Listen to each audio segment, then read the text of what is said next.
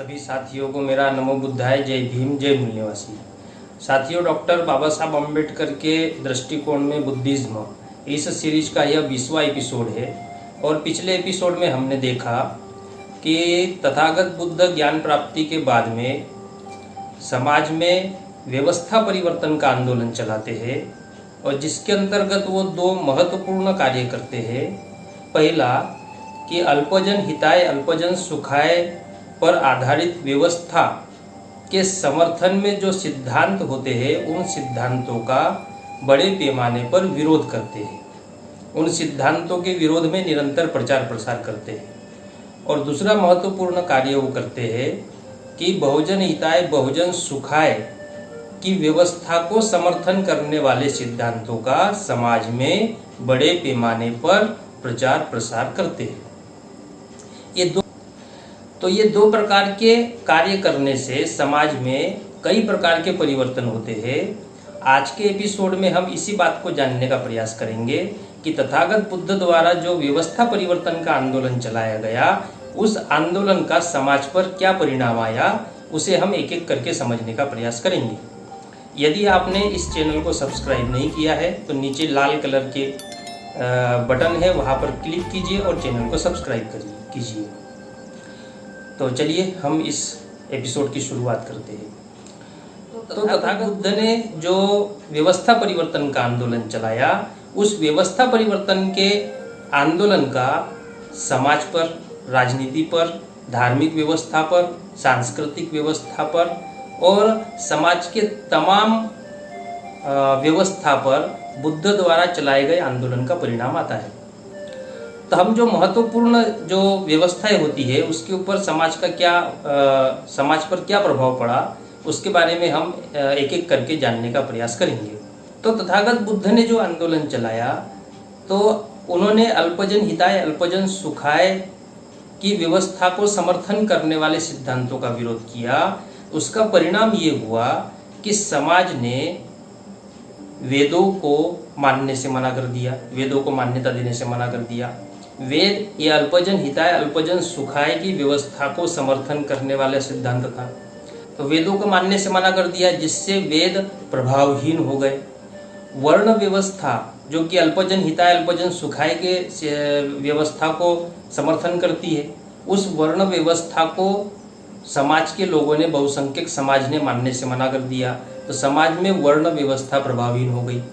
जाति व्यवस्था का कॉन्सेप्ट ब्राह्मणों ने नया नया लाया था, उसके विरोध में भी तथागत बुद्ध ने अपने प्रवचन किए हैं। तो उस जाति व्यवस्था के विरोध में भी लोगों का मन मस्तिष्क बना और लोगों ने जाति का जो कॉन्सेप्ट है उसको नकार दिया।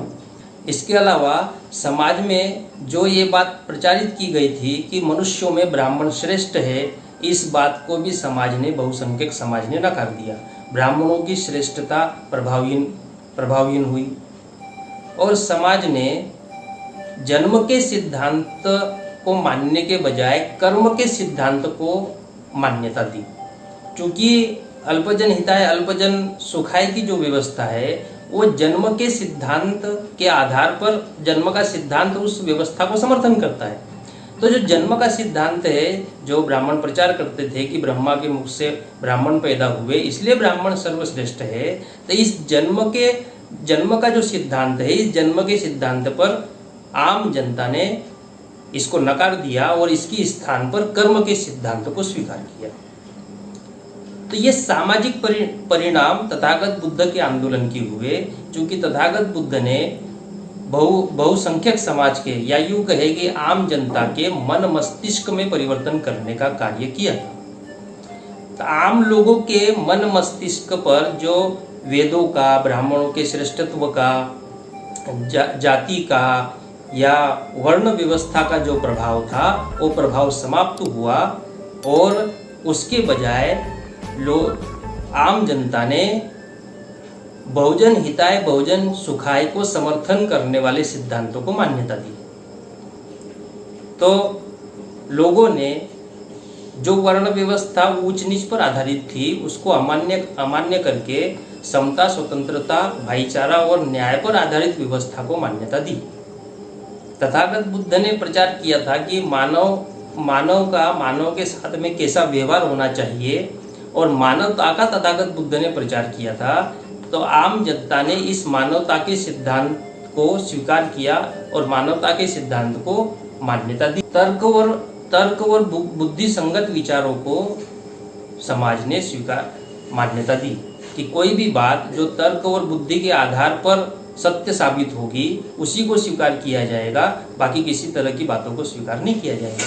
तो आम जनता ने इन सारे सिद्धांतों को, इसके अलावा और भी बहुत सारे सिद्धांत है, किंतु मैं यहाँ पर मुख्य सिद्धांत बता रहा हूँ या मुख्य बातें बता रहा हूँ। इन सिद्धांतों को आम जनता ने स्वीकार किया, बहुजन हिताय बहुजन सुखाय के सिद्धांतों को स्वीकार किया।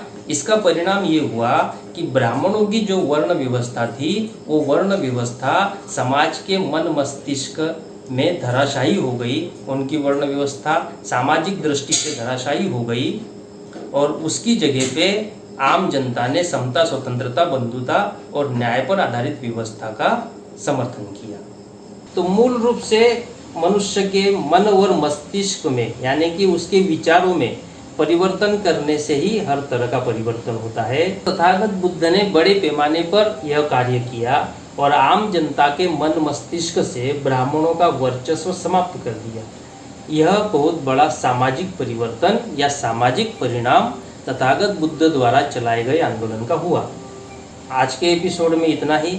अगले एपिसोड में हम ये जानने का प्रयास करेंगे कि तथागत बुद्ध द्वारा चलाए गए व्यवस्था परिवर्तन के आंदोलन का राजनीतिक व्यवस्था पर, धार्मिक व्यवस्था पर और सांस्कृतिक व्यवस्था पर क्या प्रभाव पड़ा। इसे हम अगले वीडियो में, अगले एपिसोड में जानेंगे।